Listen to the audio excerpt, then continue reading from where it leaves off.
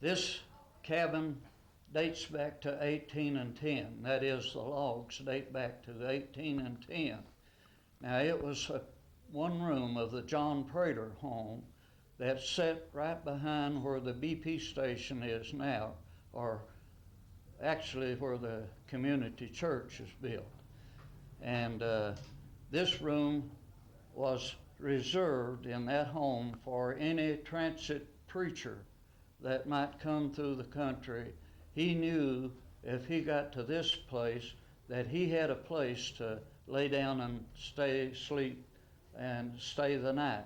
Or he could, if he wanted to, have church in this room. So it was used basically for a church house, you might say. Now we've chose to use it as a schoolhouse. And I see the girls that are busily writing with the feather pens of yesteryear and so forth. The chair desk that you see here was given to us by Abraham Wyman, Abe Wyman. He taught in nearly every school up Licking River. Now, every school also had the old pot-bellied stove. In the wintertime, we had to keep that old stove going nearly red hot to keep the room warm. Also, something else is the water bucket.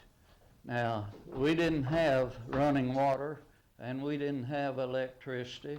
I walked 1.5 miles to school, but I enjoyed going to school, even in this rude situation.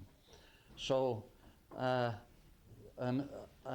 proud that we have been able to capture the old-time schoolhouse as well as the memorabilia that goes with it. This chair desk was a local teacher, and this was her bell. Now, when you had recess or was called to class, why, she signaled with this bell.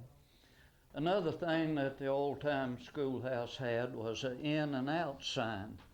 Now, we didn't have restrooms. We had to go to the outhouse, and whenever you went out to the outhouse, why, you changed this, and it was set out. When you came back in, you changed it again. Now, the outhouse was quite a ways away from the schoolhouse. Over in the corner, you see a little box. That was Dunce's corner. If you didn't get your lessons or whatever, the teacher sometimes had you stand in the corner with your nose to the corner for a certain amount of time. I have known if it was so severe that you had to stand on one foot. That was some of the punishment if you didn't get your lessons and so forth. And so with that, back here on the right is we carried our lunch, or we called it dinner, in lard buckets or pails wherever we went. And in the summertime, we would get out under the shade of an oak tree or hickory tree and eat our lunch outside. So that's some of the things that we in yesteryear had to do when we went to school. I think we did get a right good education even at that, even though we couldn't never dreamed of ever seeing anything like a computer that you have today. And in this room, we didn't put a ceiling, and we don't have any electricity, and we kind of hated to cover up the beautiful cathedral ceiling upstairs. Good morning, boys and girls. You are sitting in a old-time schoolhouse.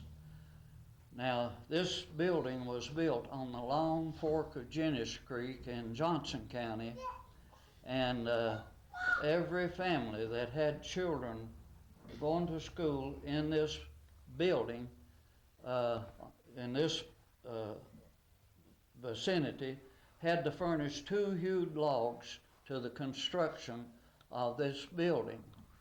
Now, they didn't have the luxurious seats that you're sitting on now. They had just plain oaken slabs of lumber to sit on. But they graduated on up later years that they had better seating. Now, this not only was used as the community school, it was used as the community church house and housed the Long Fork of Genesee Creek United Baptist Church.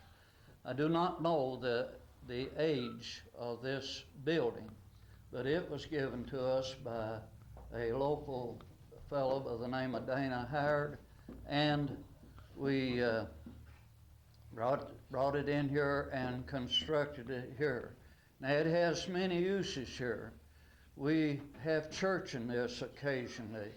We have weddings in this occasionally. And it's used for different functions of that nature. Basically, what we want to bring to your attention is an old log church of yesteryear.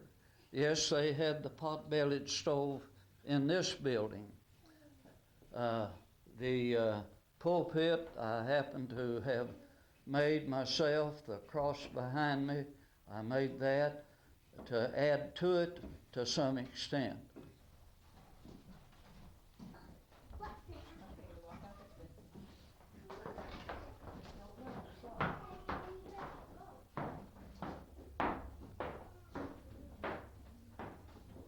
This is the 2-story log home smokehouse. Now, we have turned it in to a blacksmith shop. And in here we have Sam Davidson, Toddy Preston, and his son Jason Preston as blacksmiths. We got 2 or 3 projects going on in here right now. We're making a couple knife blades, and Sam over here has got a metal file working down about a 2nd stage of a knife blade. And my father Toddy here, he's beating out a what you call a rough blank. It's red hot steel, trying to work it down to a more advanced stage of the knife. And myself, I'm working on a door hinge that Dad has made here in the blacksmith's forge. And this was made in '97, and we're trying to recondition it back and bring it back, because these things do rust, because we try to use iron, a lot of steel that was used by pioneers back in the 1800s. And it's a crude method, but that's just the way they done it back then. They had to make their own knife blades for survival, and all their hardware for their doors of their log cabins. And we've got some other things here made. We got several knives. We got some hooks here to hang lanterns from, other accoutrements whenever you're in a campsite. Our job is to relive the past and save it for the future. This is a hinge, a barn hinge. It's made out of horseshoes. This is an original. You don't find them very often. But we found this and we saved it. And you can see how it works there. Imagine having to make your own hinges. We make, with the muzzle loaders, we make a lot of different items. And here, for instance, this is a hawk. It's made out of a railroad spike. And the blacksmith always used whatever he had. And if he was around train tracks when the trains headed west, they took a lot of the spikes and they hammered them out and made hawks out of them and used them in the woods or wherever necessary. This down here, something I made. This is a poker, and we put handles on it and stuff to keep from getting your hands burnt. A Jim Bowie knife. Jim Bowie had his own knife made for him. This is a replica of a Jim Bowie knife that's been hammered out by me in the blacksmith shop. Right here's another knife that was made out of a railroad spike. A railroad spike is something that you used a lot because there was a lot of them, and they left them beside the train tracks.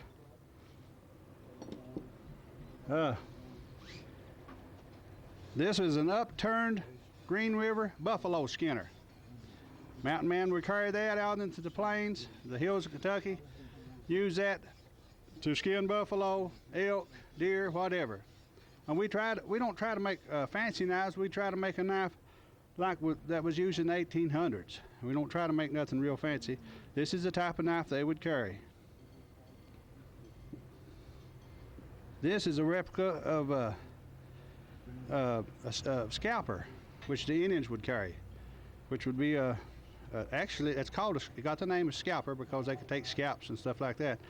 And the Indians always put their a stamp on it by carving on the handle. This has got walnut handles. For instance, this rifle over here, the lock and the trigger guard, I made it with steel in here, beat it out in the blacksmith shop. And the thimbles. The thimbles were made in here. The butt plate. I don't know if you know what the butt plate is. It's down here on the end of the rifle, and we made that in the blacksmith shop. We try to make all of the hardware of our guns the old-fashioned way. Well, I'm known as Trader Sam. Not only did the old timers have to make their own goods, their own tools and everything, but they also did trade goods. And this is the one side of the knife that Toddy's beat out over there, and this is what we'll wind up with on this side. The handle will be a jawbone of a deer, so it'll look something like that when it's finished. The Muzzleloader Club here has done a tremendous amount of work to keep these activities going. It was established, I believe, in 1968, wasn't it, Todd? And they did all these cabins. I'm sure he's heard all about that. But like Toddy said, we're creating the past here for the future, to let all these young people know, you know, in one way or other, how our forefathers lived.